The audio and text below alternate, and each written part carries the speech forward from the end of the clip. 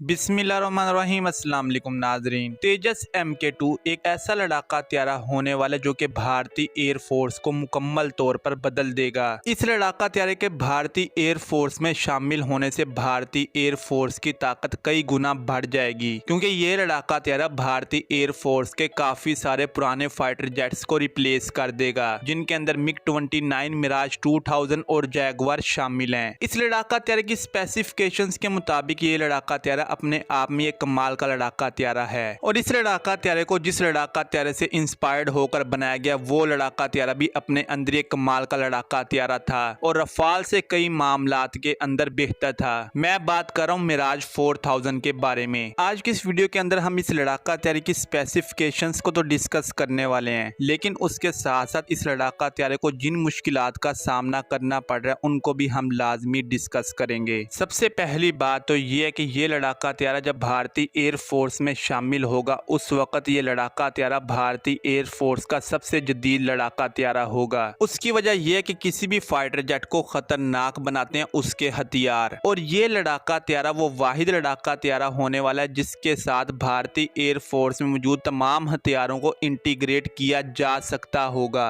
बाशमूल BrahMos missile. और BrahMos missile को ये इसलिए कैरी कर सकेगा क्योंकि ये एक लाइट कैटेगरी का फाइटर जेट नहीं होगा बल्कि मीडियम कैटेगरी का फाइटर जेट होगा। भारतीय एयरफोर्स इस लड़ाका हथियार के अंदर जो रेडार इस्तेमाल करने वाली है वो उत्तम ईसा रेडार होने वाला है, जिसको भारत ने खुद बनाया है, और भारतीय एयरफोर्स इसी रेडार को अपने सुखोई Su-30 MKI और तेजस MK-1A के अंदर इंस्टॉल करने वाली है। यानी ये रेडार भारतीय एयरफोर्स के किसी एक लड़ाका हथियार के अंदर इस्तेमाल नहीं होगा बल्कि 3 लड़ाका हथियारों के अंदर इस्तेमाल होगा, और इससे भारतीय एयरफोर्स को ये फायदा हासिल होगा कि भारतीय एयरफोर्स को अपने पायलट्स को अलग अलग रेडार्स के ऊपर ट्रेनिंग नहीं देनी पड़ेगी बल्कि एक ही रेडार से मुतल्लिक इनको ट्रेनिंग देनी पड़ेगी, और इससे भारतीय एयरफोर्स को बहुत ज्यादा फायदा हासिल होगा। अब जो स्पेसिफिकेशंस इस फाइटर जेट से मुतल्लिक हमारे सामने निकल कर आई हैं उसके मुताबिक इस फाइटर जेट के अंदर एक सिंगल लार्ज MFD इस्तेमाल की जाएगी। उसके साथ साथ इसके अंदर नाइट विजन गॉगल्स का भी इस्तेमाल किया जाएगा ताकि पायलट्स नाइट मिशंस को आसानी के साथ परफॉर्म कर पाएं। उसके साथ साथ इसके अंदर जो डिस्प्ले इस्तेमाल होने वाला है वो एक टच डिस्प्ले होने वाला है, और ये भी अपने आप के अंदर एक खास चीज है। एक तो इसके अंदर सिंगल लार्ज डिस्प्ले होगा, उसका फायदा ये होगा कि आपको अलग अलग डिस्प्ले के ऊपर नजर नहीं रखनी पड़ेगी बल्कि आपको एक ही डिस्प्ले के ऊपर आपकी तमाम चीजें देखने को मिलेंगी। अब इस टच डिस्प्ले का भारतीय एयरफोर्स को कितना फायदा होगा इससे मुतल्लिक मैं आपको एक छोटी सी मिसाल दे देता हूँ। देखिए, आज से कुछ अर्सा पहले हम तमाम लोग कीपैड वाले मोबाइल इस्तेमाल करते थे और हमें मैसेज टाइप करते हुए एक ही बटन को कई दफा प्रेस करना पड़ता था। उसके अलावा जब हम मेन्यू में जाते थे तो वहां पर किसी चीज को ओपन करने के लिए हमें बार बार बटन्स को दबाना पड़ता था। जब से टच डिस्प्ले वाले मोबाइल आए हैं हमें बटन्स को प्रेस करना ही नहीं पड़ता बल्कि हम एक क्लिक करते हैं और हमें हमारी मतलूबा चीज मिल जाती है। बिल्कुल उसी तरह टच डिस्प्ले होने की वजह से आप इस फाइटर जेट के अंदर अपने एक क्लिक से अपने तमाम वेपन्स को कंट्रोल कर सकेंगे। अब इस मामले को समझाने के लिए इससे आसान मेरे पास कोई और मिसाल मौजूद नहीं है। खैर, उसके अलावा ये फाइटर जेट एक मीडियम कैटेगरी का फाइटर जेट होने वाला है, और ये फाइटर जेट भी बकिया तेजस फाइटर जेट्स की तरह डेल्टा विंग होने वाला है, लेकिन भारतीय एयरफोर्स इस फाइटर जेट के अंदर केनार्ड्स का इस्तेमाल कर रही है, और इस फाइटर जेट के अंदर केनार्ड्स इंक्लूड करने की वजह से इस फाइटर जेट की ताकत में कई गुना इजाफा हो जाएगा। ये बकिया तेजस के मुकाबले में बहुत ज्यादा मनूवरेबल होगा, और इन केनार्ड्स की वजह से तेजस MK2 वो सब कुछ कर पाएगा जो कि तेजस MK1, तेजस MK-1A, मिराज 2000 नहीं कर सकते।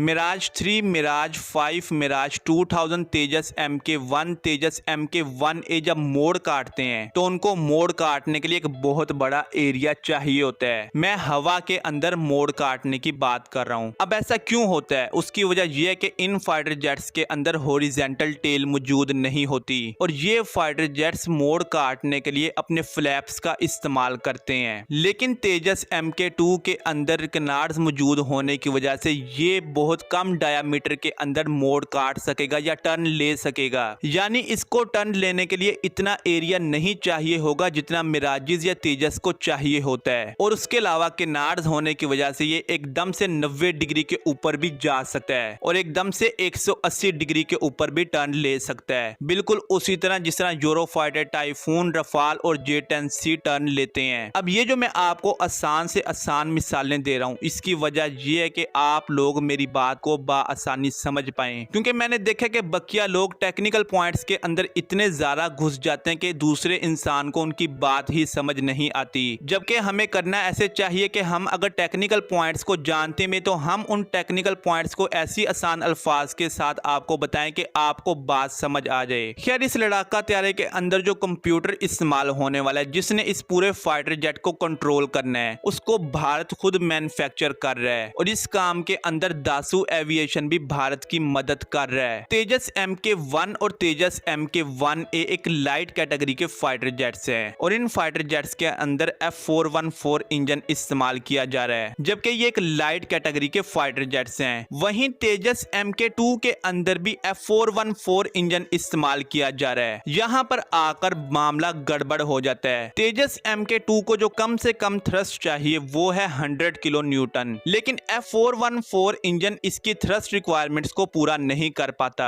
कम से कम तेजस MK2 के अंदर जो इंजन इस्तेमाल करना चाहिए उसका थ्रस्ट 100 किलो न्यूटन से 120 किलो न्यूटन होना चाहिए और इन चीजों को मद्देनजर रखते हुए साफरान ने भी अपना इंजन भारत को ऑफर किया था, लेकिन उस मामले के ऊपर हमें कोई अपडेट्स देखने को नहीं मिली। अब यहाँ पर भारत के पास एक बहुत अच्छा ऑप्शन मौजूद है कावरी इंजन की शक्ल में। भारत अगर चाहे तो 2 कावरी इंजन को इस फाइटर जेट के अंदर इंस्टॉल कर सकता है। इससे एक तो ये फायदा मिलेगा कि जो इस फाइटर जेट के अंदर इंजन इस्तेमाल होगा वो भारत का ही बना हुआ होगा और दूसरा फायदा ये होगा कि इस फाइटर जेट की तमाम थ्रस्ट रिक्वायरमेंट्स पूरी हो जाएंगी और तीसरा फायदा ये हासिल होगा कि अगर खुदा ना खास्ता हवा के अंदर एक इंजन खराब भी हो जाता है तो पायलट दूसरे इंजन के साथ इस फाइटर जेट को बआसानी लैंडिंग करवा सकता है। लेकिन देखें, हम नहीं जानते कि भारत इसके अंदर क्यों F414 इंजन को इस्तेमाल कर रहा है और भारत की अगली प्लानिंग क्या है। उन्होंने अगर इसके अंदर F414 इंजन इस्तेमाल किया है तो इसके पीछे भी कोई बहुत बड़ी वजह मौजूद होगी। इसलिए मैं यहाँ पर बिला वजह बाल की खाल निकालने वाला नहीं। जब इससे मुतल्लिक कोई अपडेट मुझे मिलेगी तब मैं इसके ऊपर अपनी हतमी बात करूंगा, क्योंकि उसकी वजह यह है कि ये फाइटर जेट अभी तक बना नहीं है, इसका कोई भी प्रोटोटाइप अभी तक भारत ने नहीं बनाया और ये फाइटर जेट अपने शेड्यूल से लेट हो चुका है। उसकी वजह यह है कि भारत के अंदर एक ऐसा ग्रुप मौजूद है जो ये नहीं चाहता कि भारत अपना असला खुद बनाए। वो ये चाहता है कि भारत अपना असला दूसरे ममालिक से खरीदे और उससे इनको किक बैक्स मिल सकें। भारत ने तेजस MK2 का प्रोटोटाइप 2023 के अंदर बना लेना था और इसके टैक्सी टेस्ट अब तक शुरू हो जाने चाहिए थे,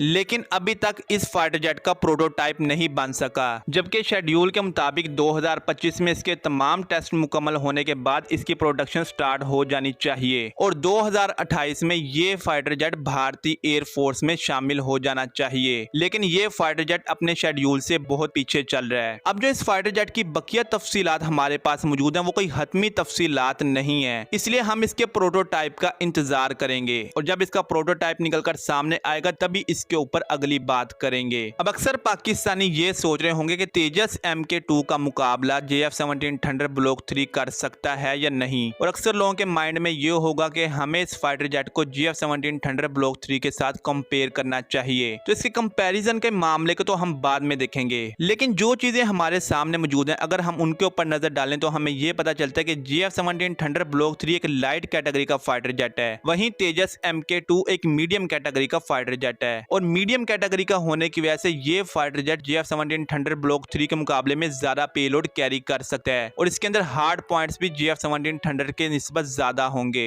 और जब हार्ड पॉइंट्स ज्यादा होंगे और पेलोड कैपेसिटी इस फाइटर जेट की ज्यादा होगी तो जाहिर सी बात है कि ये ज्यादा हथियार अपने साथ ले जा सकेगा JF-17 थंडर के मुकाबले में। लेकिन जो रडार, कंप्यूटर और बकिया सेंसर्स इस फाइटर जेट के अंदर इस्तेमाल किए जा रहे हैं, JF-17 थंडर के अंदर जो सेंसर्स, रडार और कंप्यूटर सिस्टम लगा हुआ है वो इसके बराबर है, लेकिन जो इस फाइटर जेट की वेपनरी है वो अभी तक हमारे सामने नहीं आई। फिल वक्त जो भारत के पास वेपनरी मौजूद है वो JF-17 थंडर की वेपनरी से कमतर है और किसी भी फाइटर जेट को खतरनाक उसके हथियार बनाते हैं, ये मैं आपको पहले ही बता चुका हूं। अब हम देखते हैं कि तेजस MK2 कब मंजरे आम पर आएगा। क्या यह प्रोजेक्ट बकिया प्रोजेक्ट्स की तरह डिले हो जाएगा या ये वक्त पर पूरा हो पाएगा, और जब इसका प्रोटोटाइप निकलकर हमारे सामने आएगा बकिया बातचीत भी हम इस फाइटर जेट के ऊपर उसी वक्त करेंगे। हो सकता है कि मैंने इस वीडियो के अंदर तेजस MK2 के बारे में काफी सारी चीजें मिस कर दी हों, इसके लिए आप लोगों से माजरत, क्योंकि जो इन्फॉर्मेशन मेरे पास मौजूद थी मैंने